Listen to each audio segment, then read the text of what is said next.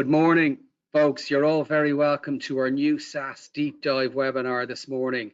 Thank you very much for taking the time to attend. It's great to see that we have over 100 registrations this morning, which is fantastic news. We'll just give it another 1 minute or so just to allow for any stragglers, if you don't mind.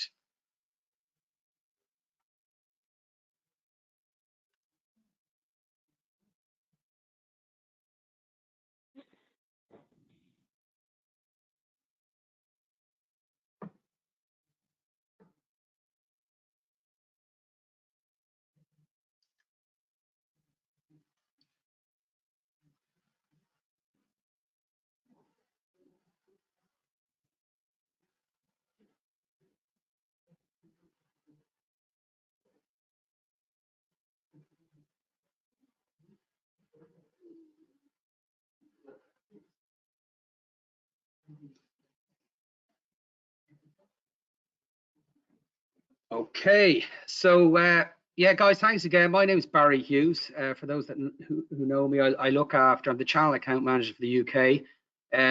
Primarily, I deal with the northern part of the UK. I have done over the last 6 years, but I also work very closely with my colleague Brian Thomas, who does the focus on the southern part of the country. But we very much work as a collective unit. We will record this the session this morning. Now that you've registered, you will automatically get a link to the recording once we're finished. There is a chat box also, as you can see, where you can submit questions. What we do try and do is we try and answer these questions as we go. If we miss any, what we'll do is, and we have the time, we'll get to those questions at the end. I would just ask that anyone on the call, that it is an EMEA call, any partners outside, particularly outside of the UK, who are unsure of who their channel account manager is in region, please take a note of my email, barry.hughes@arcserve.com, and I would gladly put you in touch with your channel account manager dedicated to your account. So just a quick intro, you know who I am. Joining me this morning, we have Richard Hornsby, who is our pre-sales consultant, who'll do an overview and technical deep dive of the new SaaS solution. Jaap van Cleef, the name might ring a bell. Jaap is our technical marketing manager in EMEA. For those of you who would have known him in the past, Jaap was previously a StorageCraft sales engineer with StorageCraft. Great to have him back. He'll do an overview of the technical landscape and, more importantly, how we stack up with this new solution. Jared Foley finally is the channel account manager for Ireland. Jared this morning will do an overview of the portal, how to access it, and what it looks like once you log in and you start to create active seats. I will come back towards the end to cover pricing, sort of things like price breaks, sort of news that I'm hearing back from partners that, like, I've been selling this solution for the past 6 months. It's now just become available in the portal, but we have been selling it quite successfully. And I'm just going to I'm going to bring up a couple of pointers just to summarize towards the end of what I'm hearing from partners like yourselves on the call this morning. So without further ado, I'll pass it over to Rich to take over. Over to you, Rich. Thank you, mate. Let me try and grab presenter.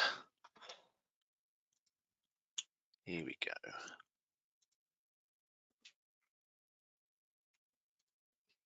Right, ta-da. Hopefully that's coming through. Just let me know, guys, if you can see that. Yep. Cool. Good. Right. So, welcome to Arcserve SaaS. So this is, I mean, the first thing you're seeing here is quite simply just a login screen. Okay. Now we've got lots of data centers globally, and we'll cover that a little bit later. But just simply sign in. When you first sign in, you guys won't be presented with this because you'll just have a nice blank vanilla build, okay? But this is essentially, I'll go through these, you know, one at a time, basically. But certainly all this is just the dashboard, okay? This is where it's just going to show you the health of the environment, really. But how do we get to that point, okay? So the important thing here is the connectors. So a connector, aptly named, because all that really is just a connection into the SaaS product you wish to back up. Now you can see in my example, I've got Exchange, OneDrive, SharePoint, Teams, even Salesforce and Azure AD, okay? But it's very simple to add those connectors, Okay, all you simply do is click on add a connector at the bottom here. Now, depending on what you pick will depend on what kind of user ID and password and all that kind of good stuff that you need, okay? For Microsoft 365, you just need an admin account, okay? But it does need to have global admin rights, okay? Now, don't panic. The security conscious will think, that's a bit too much. You only need global admin rights for the creation of the connector itself. Once that's done, please feel free to go ahead and remove those permissions, okay? But once you've gone through that process and simply logged in, it will present you with this screen, okay? Now, you can see that in terms of what we're selecting to backup, it's just a radio button, okay? You can pick and choose what you want, okay? Now, our advice is, and best practices, you do break this down. So you create a connector for each element of Office 365 that you can see on the screen, okay? And you can call them what you want as well. If you're kind of multi-tenancy, I guess you may want to put in the customer name or however it may be, okay? But really, there's not too much to show. If I click on configure, for example, it's quite easy to see, you know, here's a list of all the users that I'm going to back up. That's all pretty simple. You can do it via AD groups as well, which is a really good way of doing it. It keeps the kind of the administration really simple. Under advanced, you can see all of the elements of Exchange that we back up. Okay, now you can untick these. I personally wouldn't. The reason for that is because this solution comes with unlimited storage, okay? And it's truly unlimited. There's no caveats there. There's no hidden costs or anything like that. So I can't see any reason in unticking any of those at all. Just back up as much as you possibly can, okay? Other things to bear in mind, bottom right-hand corner, how we manage access to a particular connector. This is who has the rights to see that connector and do stuff with that connector. I'll move on to, I'll show you a little bit about the users as we move forward, okay? This little kind of planner here, if I just click on that, all that is just a retention, guys, okay? So you can have unlimited retention, okay? Now, in reality, what that means is 99 years. However, GDPR, etc., states that you should only really keep data for as long as you need it, but you can set that to pretty much anything you like. As I said earlier, it's unlimited storage, so you've got the freedom to be able to do that, okay?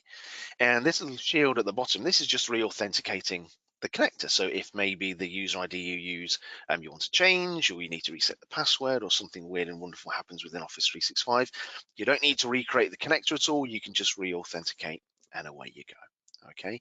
So that's a very, very simple and quick kind of overview of how you create a connector, okay? So if I just come out of that, once you're up and running, once you've created that connector, it will start to do a backup pretty much straight away, okay? And you'll get 2 backups within a 24-hour period, okay? So every 12 hours, it will perform a backup. Once it's done the first full backup, okay, it will then be forever incrementals, okay? Now then, let's have a look at these connectors. Once you've got them up and running, how do you use them? Okay, well, it's quite simple, really. All you do is you click onto the connector and you are already browsing through the backups that you have available to you. Okay, so here, for example, I can pick on me. I can click on me, see what I've got available to me, go to Outlook, go into Inbox, and you can see the emails that I have. Very, very simple to recover them. Okay, you can just click on a particular email and you can go restore. Nice and simple. But you might need some more options. Obviously, you can browse back at different snapshot points. You can just use the slider bar to go back in time to whichever date you want to restore from. But with this particular product, it really helps you to find and decide what it is you need to restore. So for example, here on this email, if I just click on that email, it will give me a preview. Now at that point, I guess you could confirm with the end user, is that the email that you want? Okay, if so, you can go ahead and do the restore. But you might want to do some other stuff with it, okay? You may want to simply download it. Now, if you do download it, okay, it's just going to create a .eml file. If you then open that file, guess what? It opens it into Outlook, and there you go. Now, at that point, you can forward it, reply to it, just like a normal email. So really, really cool feature. You can create a public share. Okay, so if I click on this, what we can do is we can create a unique link that you can then in turn send on to the end user, and that will just give them the preview. Okay, so they themselves can check to see if it is the email that they want. Now you can add a limited time slot for that. You may want to give them that for an hour, particularly if it's someone that may have left the business, for example. You may want to add a password just for that extra layer of security as well. Okay, you can even print it. if you want to. Save the trees, that's what I say, but you can of course print it if you want to. Okay. Now, in terms of the search functionality, I'll try and demo this. Let's see. So if I go back, let's say if I go back to users, for example. So if I want to search for an email that contains the word test, for example, I can do that very simply and, more importantly, very quickly. You see how quick that was? I clicked on the magnifying glass and bang, it presents all of the emails with the word test in it. And from that point, again, you can preview, you can share a link, whatever you need to do. So a very, very easy and simple tool to find emails, recover emails, but more importantly, give you the options to make sure you are getting the right email. Okay, it's good for that. So that is the connectors. Very, very simple. It's a similar story for OneDrive, SharePoint. It's all pretty much the same thing, really. You know, you click on a connector and you browse through. Okay, one important thing here to say is the metadata with this product is really good. You can see permissions there as well. That's quite a key feature of this particular product. But yeah, may talk about that. He may not, but he might do. Okay, so lots of important features in here. Let's think what else I'll tell you what, that's enough of the connectors. Okay, what we'll do is let's head through here. So we click on dashboard. As I said earlier, this is really just giving you the health of that particular connector. So I can see this is healthy. I can see when it did the last backup. I can see when the next backup is going to start, but also I can see some important items like when restores have been done, etc., etc. Okay. In terms of job monitor, it's pretty self-explanatory, really. This is just telling you what's going on in the environment. Yeah, when a backup was done, what restores have been done, and you can export this. Okay, you can export it to an Excel spreadsheet if you need to for auditing or whatever it may be. Okay, public links. I've got nothing in here, but if you remember when I previewed that email, it gave me the option to create a public link. That would show in there. Okay, that just allows you to either resend it or delete it, tidy up after yourself, whatever it may be. Okay. Users. Now, the users within this particular product is very, very easy to set up. You can see I've got a few in here already, but all you do is click on plus, okay, and add your name and email address, etc. What is key with this is whatever you pick, it will show you what that particular role can and can't do. Now, that's important for a number of reasons. The example that I always tend to give is the difference, say, for example, full support. So full support is someone that can preview emails, etc. Now that's great, but it could be that there's a particular help desk user or you know, a team that you don't actually want them to be able to preview files. There could be some sensitive information in there, okay, but you still want them to be able to do the restore. That's fine. Just go for limited support, okay, where they can't do the preview, but they can of course do the restore. So lots of granular options when it comes to the different user types. Okay, what I do like is the fact that it tells you there and then what it can and can't do. And again, if you've got a user that's only there for a temporary amount of time, you can set an expiration date on it. Okay, what else have we got? Audit log. So yeah, everything you kind of do is tracked and audited within this product. Now this is tamper free. Okay, it's all based on immutable storage, so I can't right click on any of this. I can't delete it or anything like that. So key for when people are doing things like restores and things like that. Okay, it's good to be able to see what's been happening, and of course you can export that to an Excel spreadsheet as well. Okay. RTBF, what does that stand for? That stands for the right to be forgotten. So again, I'll try and give you an example of that. So if I head to my connectors and let's head to Exchange. Now, who shall we pick on? Let's pick on Lee.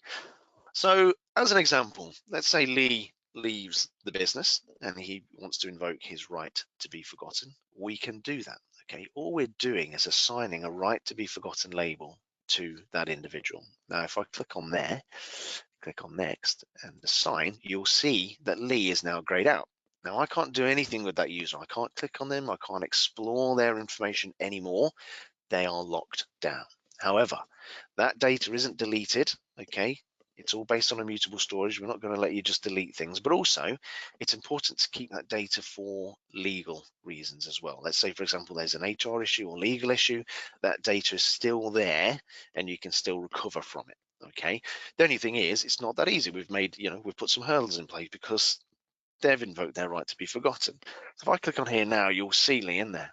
Okay, so if we need to do some recoveries from there, we can simply remove that RTBF label. Okay, now there's only two types of accounts that can do that. the master admin, and the compliancy user. Okay, so it just gives you that extra layer of protection as a user. So if you do invoke your right to be forgotten, we can certainly assist with this product. Okay, so that is a kind of, I guess it's a very high level view of this product, but hopefully it's kind of shown you how simple and easy it is. Okay, but really it's been designed so that if you want to see more, then please reach out to us. Okay, and we can give you a further full demo if you want to. We can get into things like restores and all sorts of manner of things. Okay, so hopefully that's given you a good understanding of the particular product. Okay, and that's pretty much it from me. Yeah, if you're ready, I don't know if you want to try and grab presenter rights and you can go through your stuff.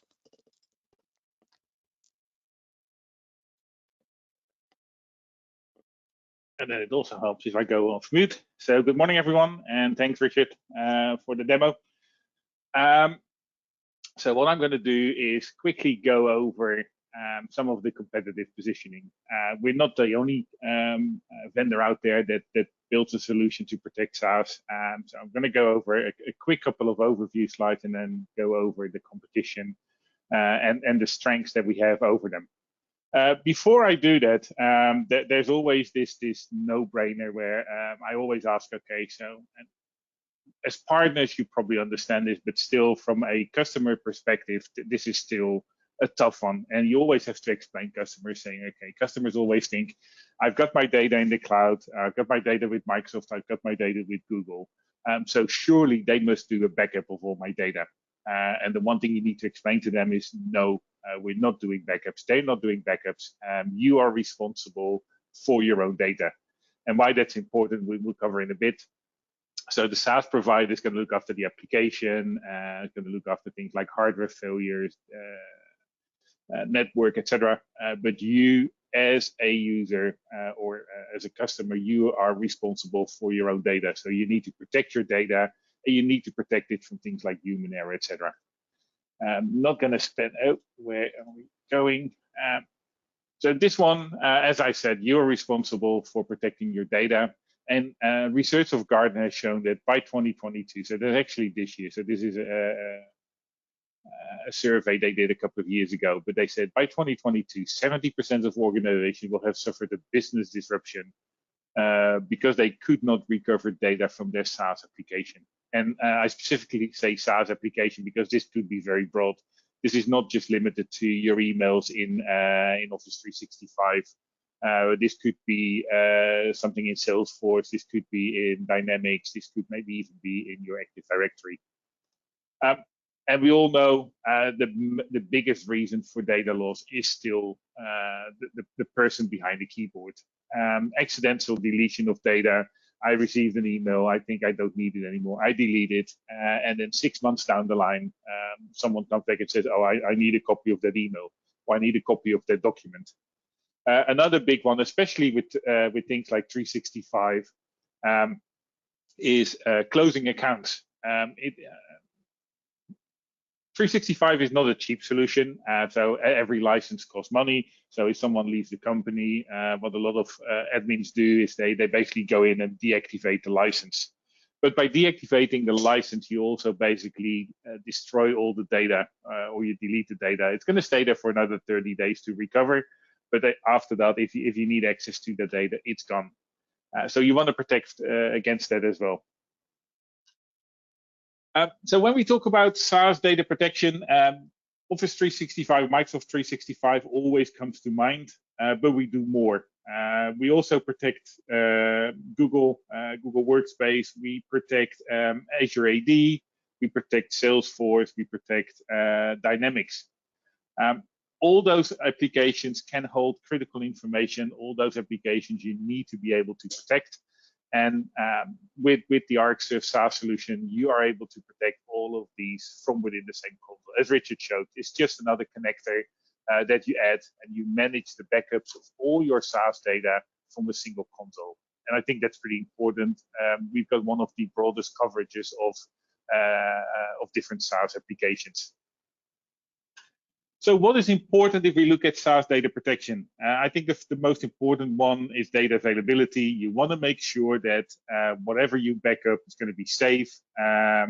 It's going to be vendor neutral. We talk about that in a bit later on when we look at some of the competition, but it doesn't make sense if you have your backup, if you have your 365 data and then you're going to store it with Microsoft in the same environment, or if you've got your Google data, you store it in the same. You want this to be vendor neutral.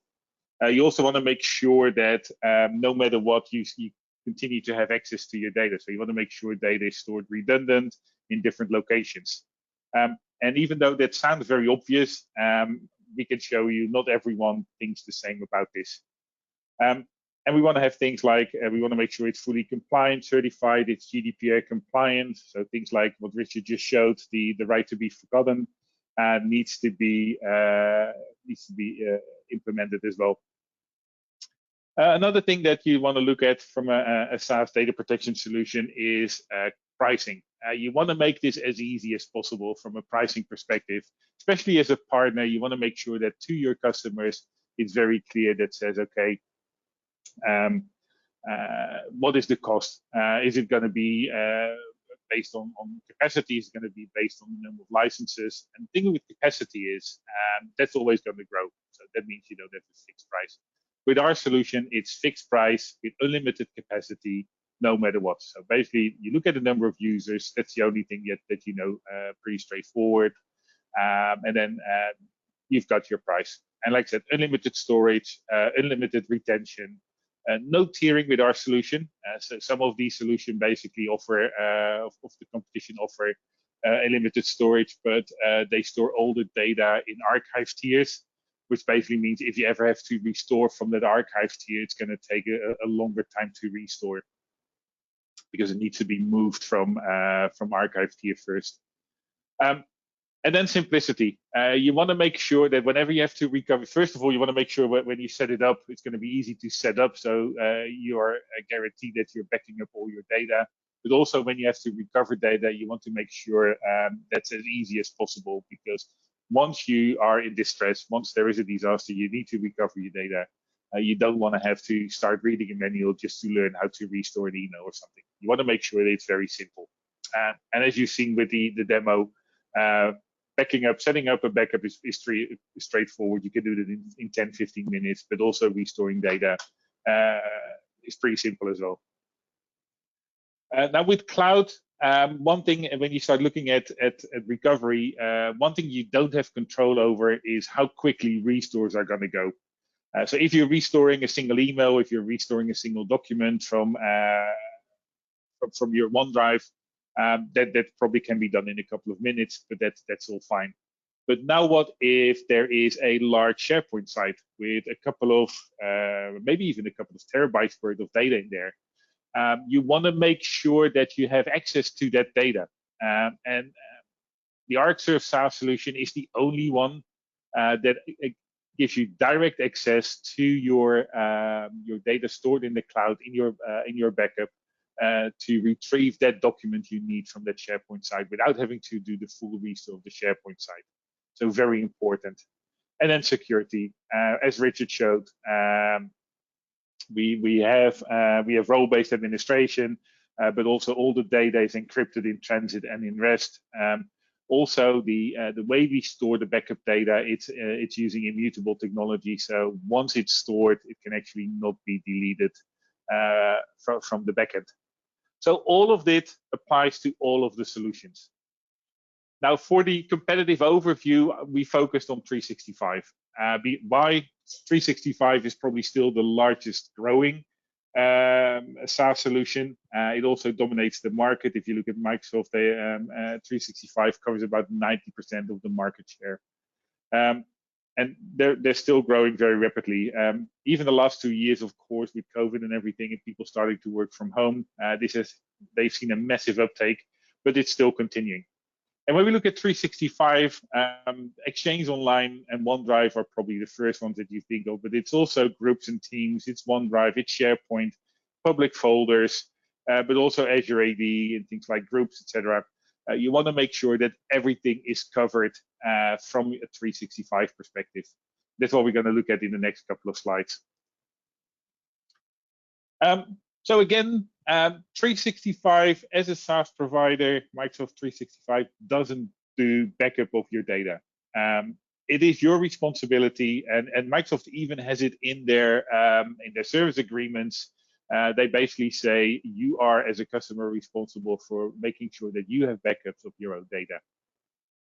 Now you might say, okay, there's the recycle bin, so people can always recover data from the recycle bin. Yes, but only for a certain period of time. After the maximum of 93 days, and you already have to make some changes in the configuration. After 93 days maximum, your data will be gone permanently, and there's no way to recover. And that's when there is a recycle bin. For other data, it could be limited to just 30 days. Also, things like litigation hold basically is not a backup. Litigation hold only means you cannot delete the data from that point, but if there is a malicious user or if they delete a complete account, that data could still be gone. Also, if you look at Teams, not all Teams data is going to be protected by Microsoft. Some data, if you delete documents, it will end up in the recycle bin. But things like conversations, chats, etc., you cannot restore back into Teams. Also, there's no versioning there. So all in all, enough reasons to look at a good backup solution, which then we offer. So as we said, we have a pretty broad spectrum. We cover 365, we cover Google, etc. But there's also some other parties out there that do protection of SaaS applications. And we're going to look at 3 of the larger ones. We also have a battle card for these, which are going to be available in the partner portal. We'll be adding to those as we go. But before we go into the competition, I actually want to stress some of the unique selling points when you look at our solution. As I said, broadest coverage, 365, but also the other ones.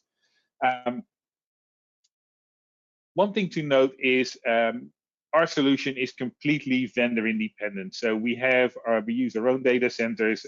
Those are always dual data centers in different geographical locations. And even within a data center, we store 2 copies of the data. So all in all, we have 4 copies of your data in 2 different geographical locations. There's no other vendor out there that basically delivers this kind of protection of your data. As I mentioned, recovery and access to your data in seconds. So the recovery is pretty fast if you have to do a full Teams or a full SharePoint recovery. But having access to your data through those links, which is instantly, literally within seconds, is something that no other vendor can offer. Also, the search and the restore capabilities, the fact that you can search on a keyword across all your users, preview the emails if needed, or preview a document and then restore just that document that you need is key as well, and it's not available in many of the other solutions. And the last thing I mentioned, and Gerard's going to go into that in a bit more detail after this session, it's now also fully integrated into our partner portal. So you can manage your SaaS backups for all your customers from your partner portal. So moving into competition, if you look at some of the analyst reports, a company that often pops up is AvePoint. So AvePoint is a company that provides solutions for 365, where backup is one. They also do a lot of other solutions around migrating data, around records management, document management, and backup is only part of their solution. So if you look at AvePoint, one of the things to note is that they store their data within Azure. They're a big Microsoft partner. That means they've got big contracts with Microsoft, and they use Azure storage to store their backups. So now you're protecting your 365 data, and you're storing your backup within Microsoft, within Azure. And AvePoint recommends to use a data center closest to where your actual data resides. So now you can have the possibility that, for example, I live in the Netherlands, so my 365 data is in the Amsterdam data center for Microsoft, but my backups are in the same data center. Probably not the best thing to do. Talk about immutable backups. and things like GDPR. With GDPR, the right to be forgotten, they've implemented actually a deletion of the data. So you can export the data before you delete it, but then you can delete the data. So that means, and any admin can do this. So now as a rogue admin, I can go in and delete my own emails and no one can recover them.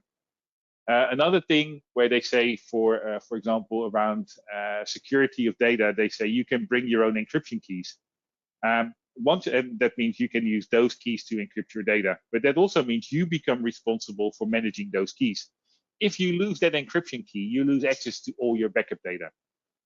So again, a malicious user in your environment, if they delete the encryption keys, you basically lose access to all your backup data. They have no preview of data. So basically, you can do a search. I can find that email with the word test in it, but then I don't know if that's the right one. There could be 20 emails with the word test in it, and it could not be pretty clear from just the subject if that's the right email that I need to restore. So you're restoring in the blind.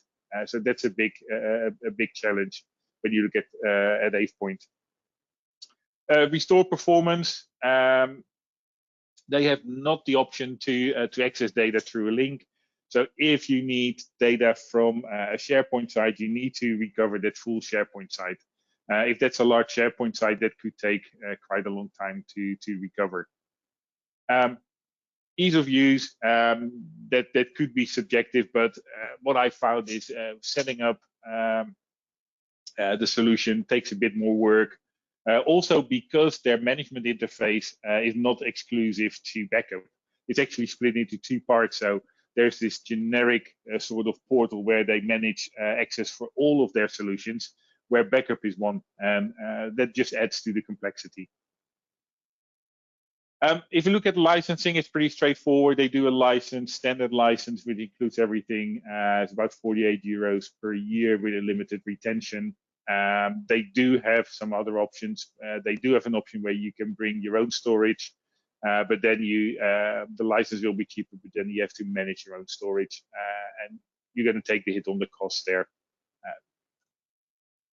Second one that often pops up a lot is Veeam. That's especially a lot of customers already are using Veeam because they still have on-prem servers, virtualized VMware, Hyper-V, and Veeam has basically built a solution to protect 365, which is actually a bolt-on to their on-prem solutions. So the first thing to keep in mind with Veeam is it's not a full SaaS offering. It needs local infrastructure, server, storage, network connection, internet connection. Sure, you can run some of the infrastructure in the cloud as a virtual machine in Azure or AWS, but you still need to manage it. You still need to manage also the storage. Because that storage is not completely separated from the, let's say, the internet, there's always a risk of your backup data being compromised. And ransomware, we know, is becoming smarter and smarter. And the first thing ransomware currently what it tries to do is it tries to find your backup data and tries to encrypt that first.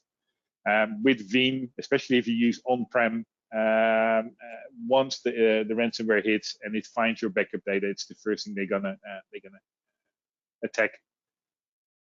Because you have this dedicated infrastructure and it's not a full SaaS offering, you have to do the installation of everything yourself. So it requires setting up servers, installing the software, etc. Just adds to complexity, and you also need to make sure that's maintained, that it gets the right patches. For example, if you run on Windows, you need to make sure you get the updates every time. When we look at security, for example, there is no role-based administration. As Rich showed in our solution, we have different predefined roles that basically allow you to have either a full admin user or a user with very limited rights to just do restores without looking at the data. With Veeam, basically, there is no such thing as role-based administration. It gets installed on the server. Any user with admin permissions on that server will get the ability to access everything on their backup. They can make changes, they can do restores. There's no role-based administration. So especially in larger environments, that could be a big thing. Ease of use, as we've seen with our solution, everything is in one single window, simple web UI. With Veeam, there's 3 or 4 different consoles. There's the admin console itself, and then there's different recovery consoles for Exchange, for OneDrive, for SharePoint, for Teams. So it's all becoming a bit more complicated to. And then when we look at the application support, they have support for the major ones, so Exchange, SharePoint, etc. But for example, limited support for groups or Jammer. If you look at the licensing is very similar. They license per 365 user. If you look at the license cost, that you're going to go like, okay, that seems pretty cheap. But keep in mind, this is just the software. On top of that, you need to look at the cost for the infrastructure. How many servers do I need? How much storage do I need? And that starts adding up when you have longer retentions. And then we're not even speaking about the time it takes to manage all of this. And then the last one I want to talk about for now is Commvault Metallic. Again, a vendor that started out with on-prem backups, has moved into backing up SaaS solutions as well. They were pretty late to the game, and it shows because if you look at things like their coverage on 365, they cover Exchange Online, OneDrive, SharePoint. Very similar to AvePoint. They are using Azure data centers to store your backup data. So again, if you're protecting Microsoft 365, your backup data is going to go with the same vendor and potentially in the same data center as where your production data is. Ease of setup. From all the applications I've looked at, Metallic is probably the most complicated one to set up. You need to have configure every workload. So if you want to do Exchange, OneDrive, everything needs to be added, configured separately. Also, the backup frequency. Metallic is the only one that's limited to only 1 backup per day. We do multiple backups per day. We do at least 2 backups. Also, if you look at restore capabilities, it's pretty limited. So, for example, with Exchange, you can export to PST, you can download some data. But for example, for OneDrive and SharePoint, there's no export, there's no download, there's no sharing. So the only way if you want to restore data for SharePoint with Metallic is to actually restore back to SharePoint or back to M365. And again, large SharePoint site could take a couple of hours, potentially even days to restore. And what we noticed was performance. This was one of the slowest interfaces that I came across on the different solutions. Sometimes it took up to 30 seconds just for screens to refresh, to rebuild. So something to take in mind when you start looking at this solution. Commvault Metallic is licensed per protected user, again, includes unlimited storage. And as you can see, pricing is pretty similar to some of the other vendors, so around 45 euros per year, up to 750 users. They do offer some additional functionality around e-discovery, but that will add another 25% to the license price. So those are the major ones. There's some other ones as well. So there's companies like Rubrik, like Barracuda, Backupify, Cohesity. Not going to go for the because of time. Not going to go into detail for these. We're going to be sharing the slides, so you can always go over these again. We will also be sharing the battle cards for most of these solutions in the partner portal, which go into more detail. So with that, I'm at the end of my part of the session. So yeah, hopefully it is useful. And for this, I want to hand over to Jared, who's going to show you how this actually works from within the partner portal. Excellent. Thanks, Jaap. You can hear me? Yep. Okay, 1 sec there now, and I'm going to show my screen.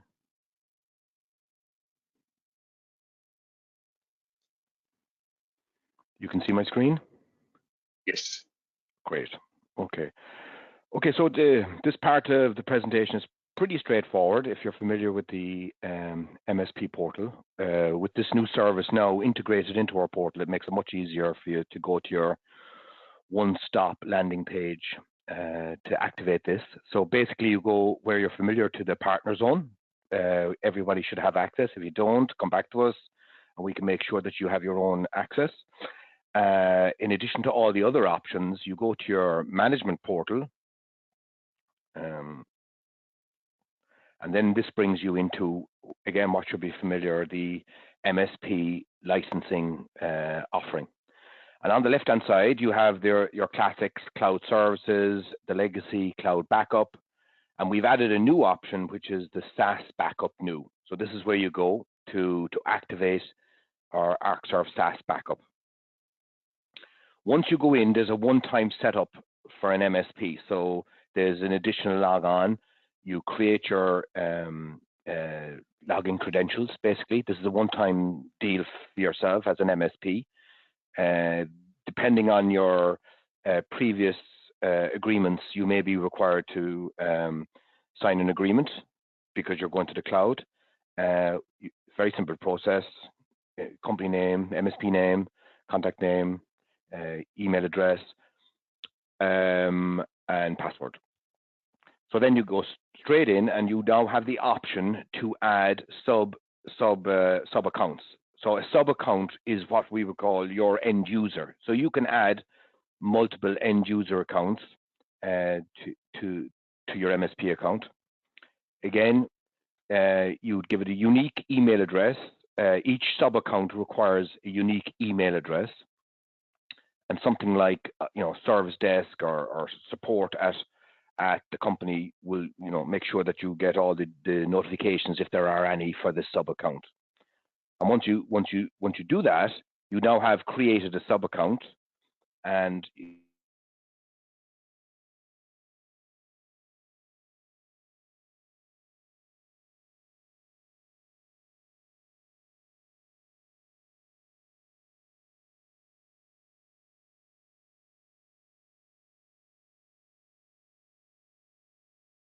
Gerard, we can't hear you. I don't know if it's just me.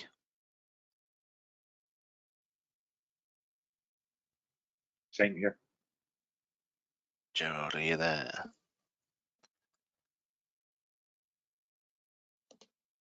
Oh, he says he's talking.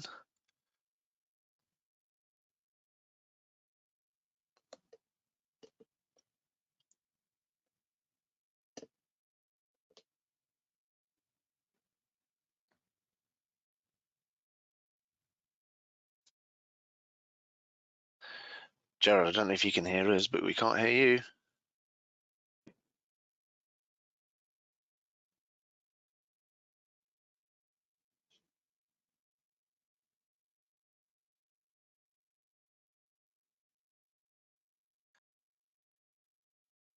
Barry, I don't know if you want to skip to your bit, and now hopefully Gerald will come back to us. I don't know if you want to grab presenter rights, because I know have you got a couple of slides left to finish off with, Barry? Do that whilst Yeah, that's I was going to say that. Okay, give me a minute whilst there. he sorts his gremlins. Yeah, no worries.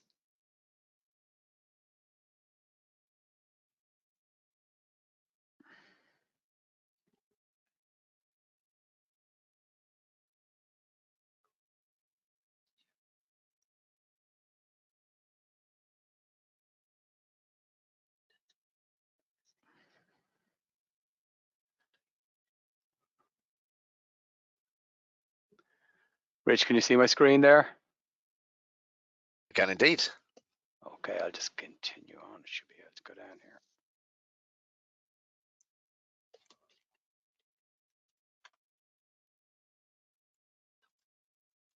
here. Now, pricing should appear.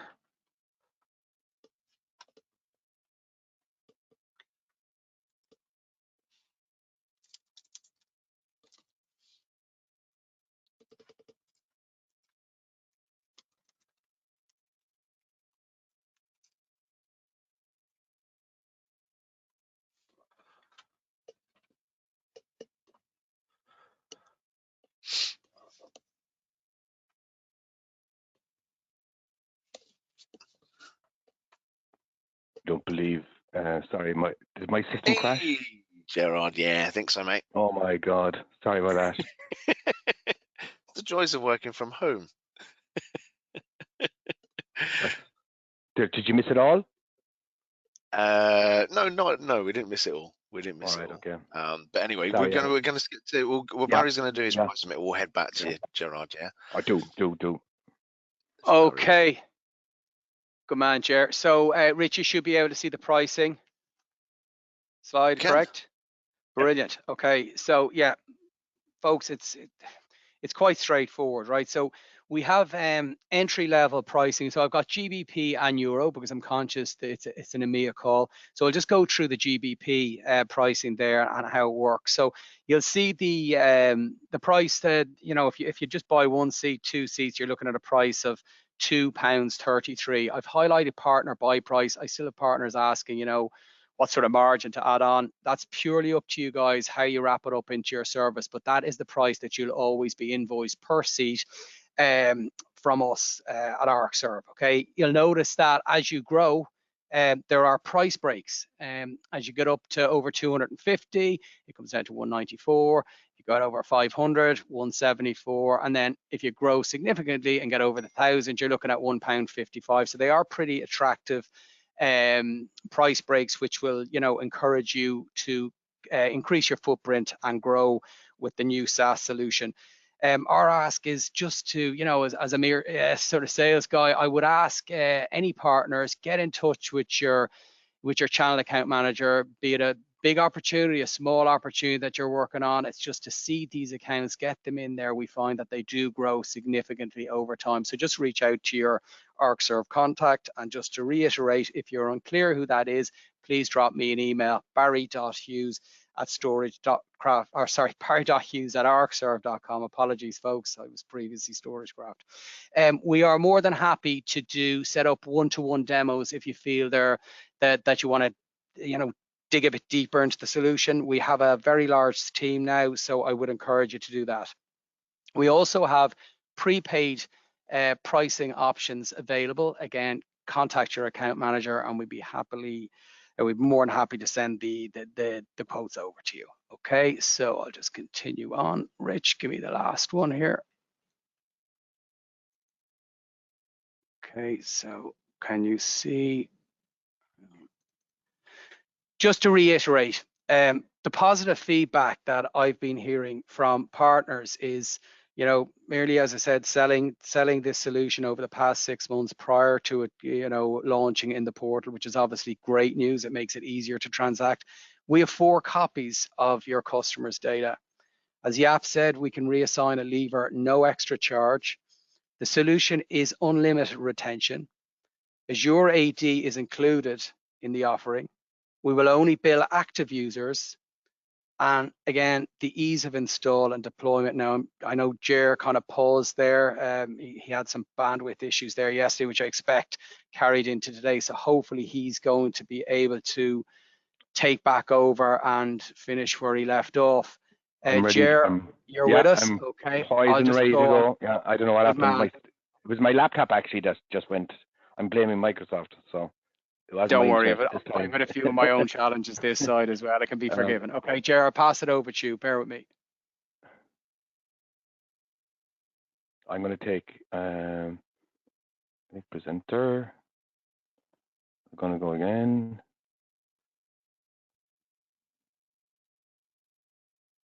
No, this time? No.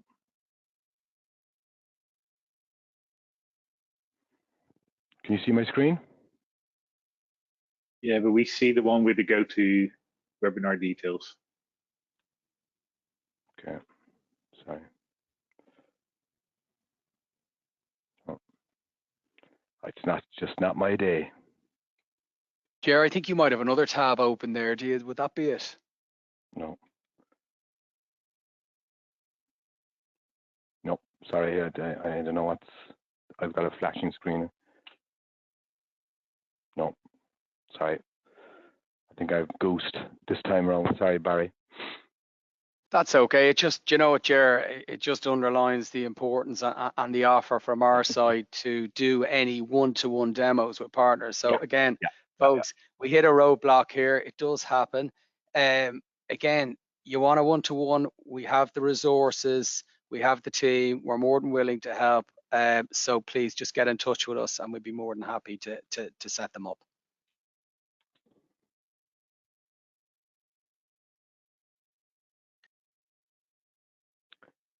I think I can just see that there was a question or two came in. I don't know if you can. Yeah, I think Rich is going to go through those. Okay. Yeah, Barry, did you finish your slides? Was it just the pricing you wanted to show? Yeah, no, I just summarized with the bullet points at the end. I'm done, Rich. You can take it away. Yeah, cool. Yeah, so yeah, there's been some great questions in. Christopher Moore has asked a couple of good questions about the coverage in terms of Office 365 groups and Planner, etc., etc. Yeah, that's all covered. Yammer isn't, but the nice thing with this product is it's very transparent with what it can and can't do. There's no, because it's important for us to basically let you know, if there's anything that the product can't do, then you're armed with that information, because then you're not left with an embarrassing, can you recover this? Or no, we can't. But it's the cover from the product is very, very comprehensive. Okay. Steve asked, if someone leaves, what happens to the data? The data is very much kept within the system. That user will remain there in the system so that you can recover from them, again, for any legal or HR issues or anything like that. But you won't have to license them. Because you'll simply just, you'll probably transfer that user's license to a new starter, and we'll just follow that live license. Okay. And then someone went on to ask, what's the definition of an active user? Yeah, so it is based on the Office 365 license. So we just call it a live seat. Okay. So if you, and that could be anything, any range. It can be in like an E1 license, an E5 license.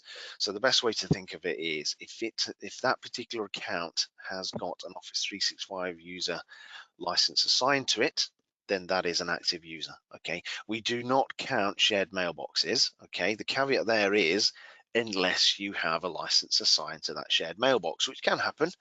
Okay, so you do need to think about that and make sure that you're ahead of your kind of licensing game, as it were. Okay, but yeah, good questions all around. But yeah, if you guys have got any more, please feel free to whack them into the questions pane, and we'll answer as we'll go through. But Jared, it looks like, have you fixed your screen? I think I have. Third time lucky. No worries, mate. Over to you then, fella. No pressure.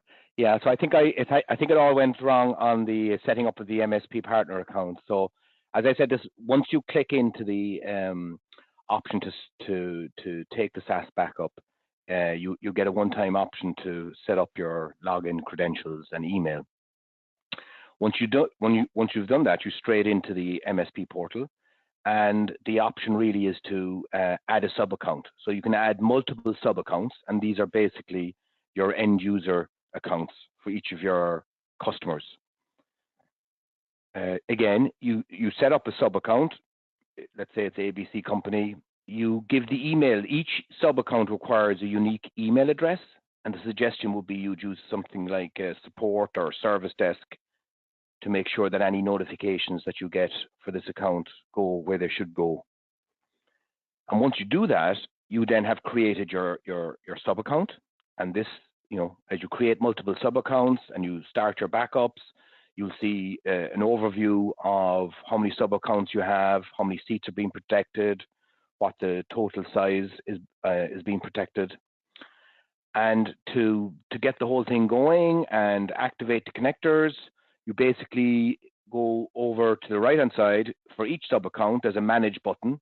You hit the manage button, and that brings you to where Richard's demo started earlier on in this webinar, basically setting up all the connectors as you need. So this is your one screen overview. Each time you hit manage for each of your sub accounts, you go and manage that particular account.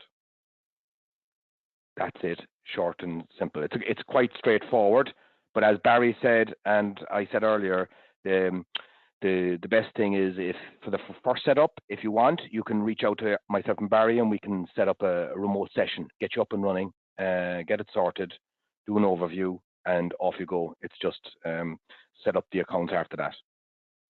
So that's basically it. I hope it's worth waiting for. Apologies for the 2 other mess ups. No worries, Jared. It happens. Yeah. It happens. Yeah. Just proves it's real. You know, we're not just press play. That's true. It is live. Yeah. Yeah, so we've kind of covered the questions as well. There's nothing more come in. So for me, Barry, I don't know if you want to close off, but I think we're pretty much done. No, I'd just like to say, Rich, thanks for that. Thanks, for the competitive analysis. I think partners will find that very useful. Jared, thanks for the port walkthrough.